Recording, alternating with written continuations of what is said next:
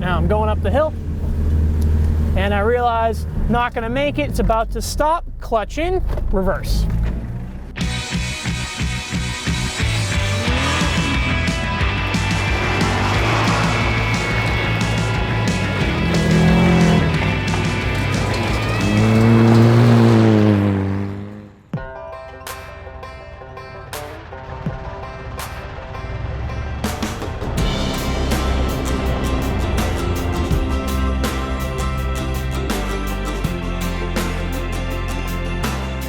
Welcome back to Team O'Neill. My name is Drew. Today we're going to be going over some failed hill climbs. When you're out there doing some off-roading, there are some hills that unfortunately you're just not going to make it up. So we're going to show you in the middle of the hill how to back the vehicle down safely. All right, so if you're going up a hill and you realize you're not going to make it, your main priority is to get the vehicle in reverse. And the reason for that is if you try to just coast down it or you're using a lot of brakes to get down the hill, it's really not an ideal situation. You know, the vehicle can slide, you can roll. It's really just not a good day for anybody when any of that happens, right?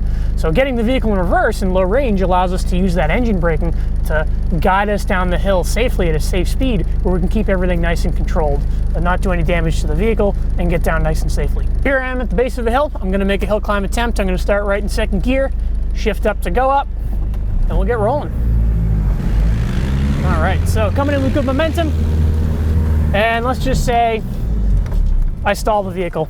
I'm not going to make it. So I'm going to get over to my brake as soon as possible to stop the vehicle rolling back.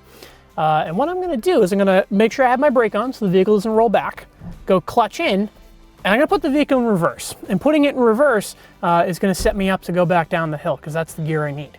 Now what I can do is still have a little bit of brake on, but I can just start the vehicle in gear, and that takes away that free fall of trying to let the clutch out smoothly or any of that sort of stuff. I can do it just nice and seamlessly, right? So I get a little bit of brake on. If I just turn the key, and then as soon as it fires, I can release the brake.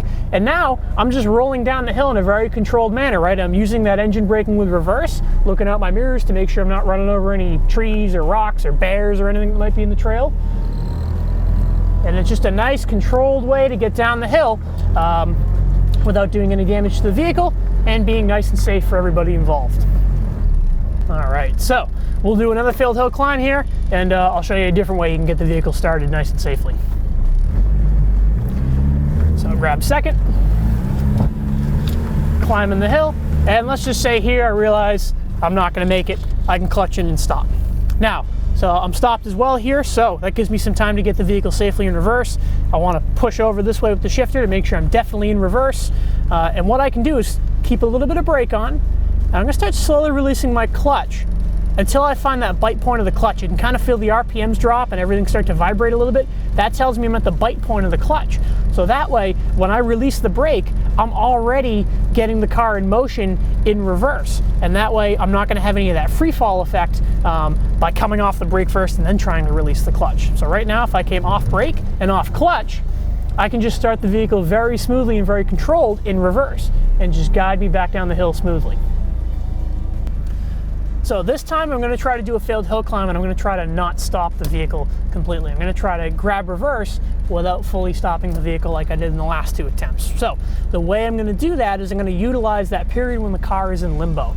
So as the vehicle goes up the hill, it starts to slow down. It's eventually going to stop just for a second before it starts to roll back down. And that's the window I want to operate in to grab reverse gear and get my clutch out so I can drive down the hill safely. So what I'm going to do is just before it starts to stop, I'm going to clutch in and I'm going to pull the vehicle out of gear.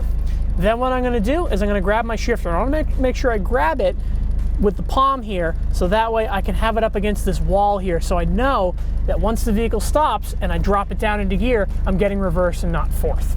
So we'll give this a shot. Second gear is always to climb. All right, now I'm going up the hill and I realize not going to make it. It's about to stop. Clutch in, reverse. So you can see I was kind of prepared for it, right?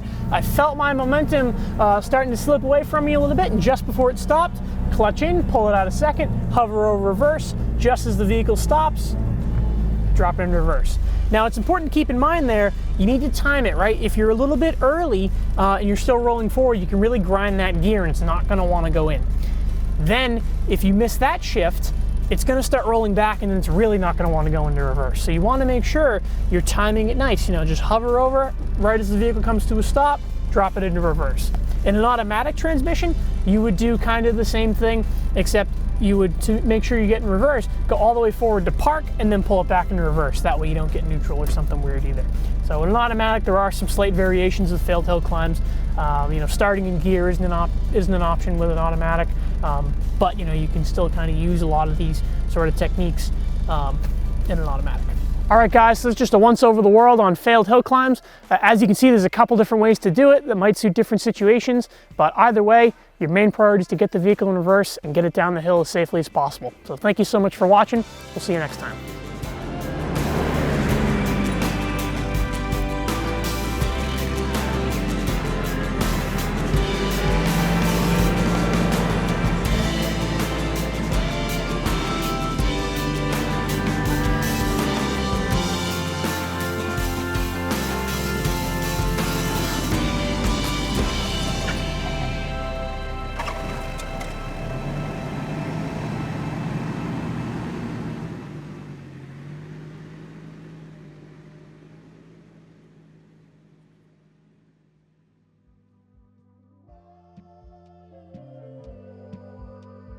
Hey, this is Chris Sear, CEO and partner at Team O'Neill. Thank you so much for visiting our channel. If you want to join our community, please comment, like, and subscribe. And if you want to learn more about us or book a course, please visit teamoneil.com. We look forward to connecting with you.